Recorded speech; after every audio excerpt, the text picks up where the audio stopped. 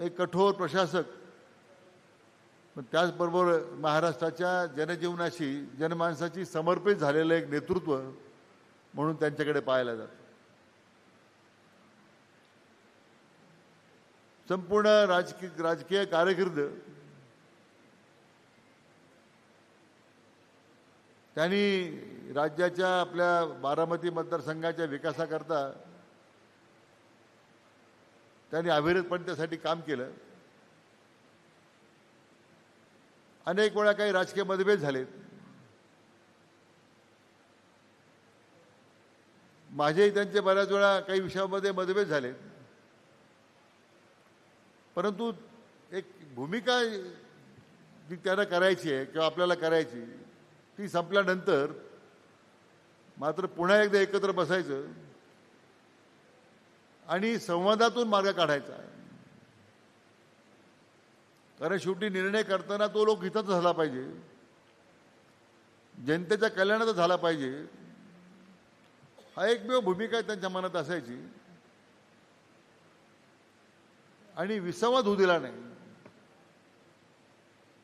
अतिशय मी म्हटल्याप्रमाणे आपल्या राजकारणाच्या अतिशय उच्चतम शिखरावर असताना त्यांचा विमान अपघातामध्ये दुर्दैवी निधन होणं ही आपल्या महाराष्ट्राच्या प्रत्येक माणसाच्या जीवनामध्ये ही चटका लावून जाणारी घटना होती.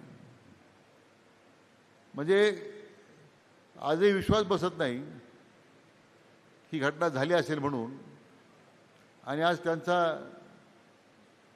प्रथम जयंती या ठिकाणी साजरी करावी लागते. मला वाटतं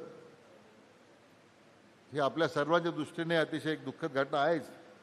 त्याचबरोबर अजितदादांच्या नेतृत्वाखाली त्यांनी घेतलेल्या वेगवेगळ्या विभागामध्ये घेतलेले निर्णय, विशेष करून निळवंड्याचा जे आज धरणाचा निर्णय झाला, तर पुनर्वसनाला जमीन मिळत नव्हती.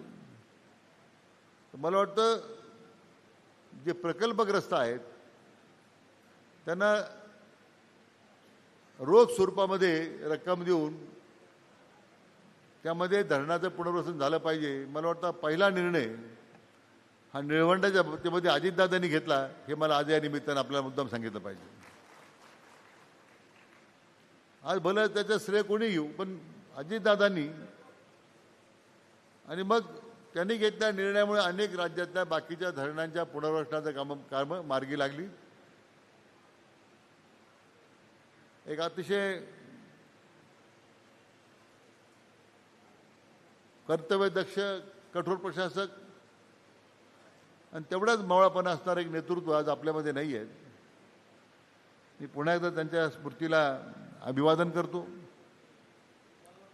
आज आपल्या राज्यात